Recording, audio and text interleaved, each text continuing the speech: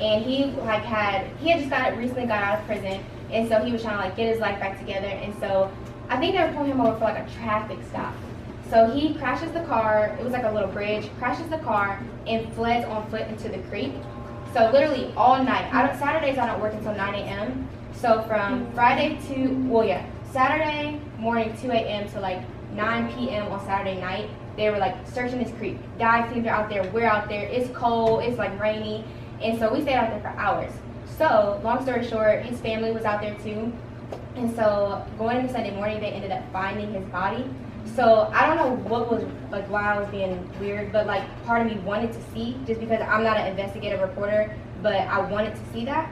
So like we go over there, dive team pulls his body, and they were saying a lot of times, even, I'm not trying to be graphic, but when they do stuff like that, like bones can snap, or like you just don't know because they're pulling you. And so they pulled his body. They had his family come over and like identify that was who they were looking for. That was him.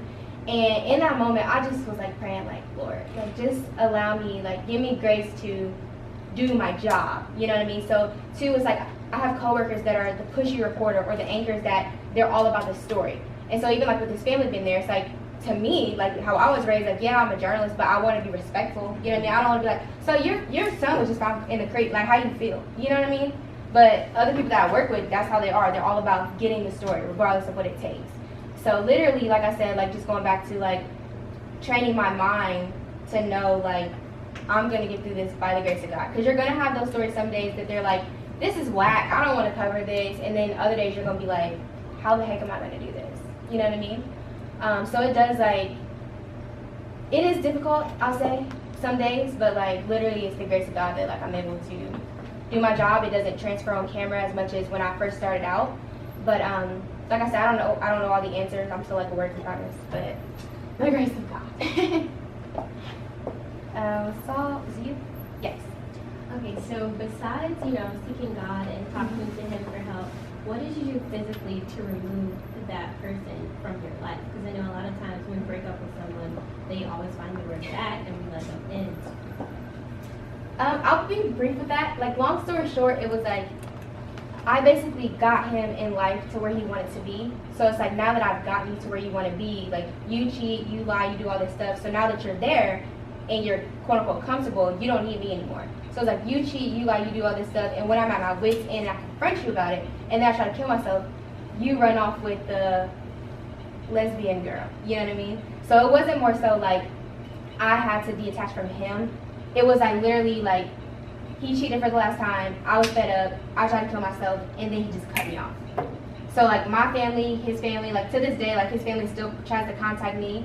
Now that, even going back to now that I know like who I am, not even just as it pertains to my career field, but like I know my purpose, like why the Lord created me and stuff like that. It's just like, I know the girl's not me, I know he's not happy, but too, like, that's no longer my concern. You know what I mean? But it was, I'm not gonna lie, like even sometimes like he does still cross my mind today, but it's not from a place of like, dang, like I wish we were still together, because I know who I am. And so just like I've changed in a little bit over a year's time, like I no longer know who he is, and he no longer knows me.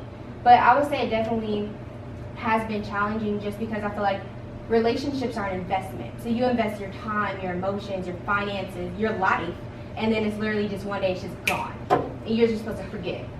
And it doesn't happen like that. But like I say, even going back to like community, I think that was one thing that kind of helped me process. My therapist, obviously as a journalist, like I'm a journalist, like I write stuff down. So like even like right now I'm writing a book, and like my mom's getting frustrated because I physically have to, yes, like electronic, but I have to write it with like, because to me it's like when it hits the paper, that's when it becomes real for me.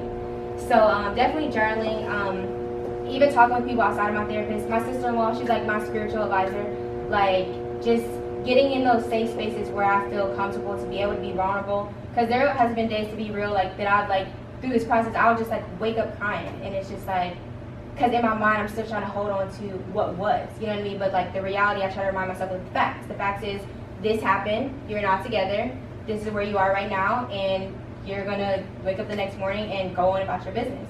But I think that you have to consciously train your mind, like going back to like filtering what you see, what you hear, like who are you around? What are you hearing? What are you seeing? Because it's like, if you're like, say I'm going through a breakup and I'm coming to you, like confiding you, you're like, yeah, like I'm going through a breakup too, like he cheated again. It's like, we both gonna just be bitter. Like you should be trying to help me progress and vice versa. So just being, like I said, around like-minded people who know you and want to see you progress, I feel like is one of the biggest things.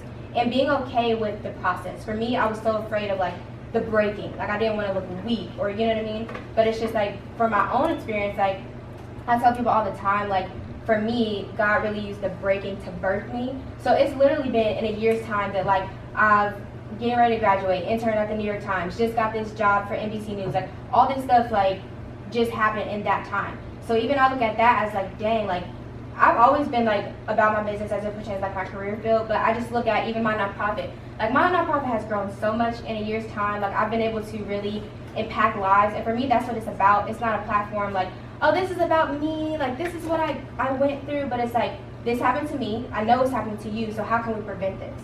So I just even keep that in mind all the time, like look at what you're doing. Like focus less on the stuff that you lost per se, and what are the gains. Like you're about to graduate, like all these different things, you have community, people who genuinely care about you. So I think that, you know, sometimes people fear being in community, because I was one of those people, but like I said, isolation will literally kill you. So I know that's kind of like a lot, but I think those are some keys. So journaling, having a community, being in the presence of God. I know a lot of times people, like, whether you're a Christian or whether you're not, like, praying is literally talking to God. Like, when I talk to God, I don't be, like, on my knees, like, dear Lord. Like, I literally talk to God, like, Lord, I'm frustrated, I'm pissed off. Like, I don't know, like, but it's literally a relationship. It's less about religion and more about, like, establishing a relationship. So I think those are some keys that kind of help me get. Did you have your hand raised? Yes. I just want to say thank you for being so personal and Thank you. open with us about your business. So, are there still triggers that kind of try to lure you back into the emotional state that you were, and how do you deal with those triggers? Yes. Well, first, thank you. And then, yes, I would say there are sometimes, you know, when you're so headstrong and when you finally, like, get to where you're aspiring to be, that's when all the past kind of like, hey, Jordan, and it's like, no. So like even like old friends, like we had a lot of mutual friends. When I say a lot, I mean like all of our mutual friends. I had like one friend that was like not his friend and my friend. And so like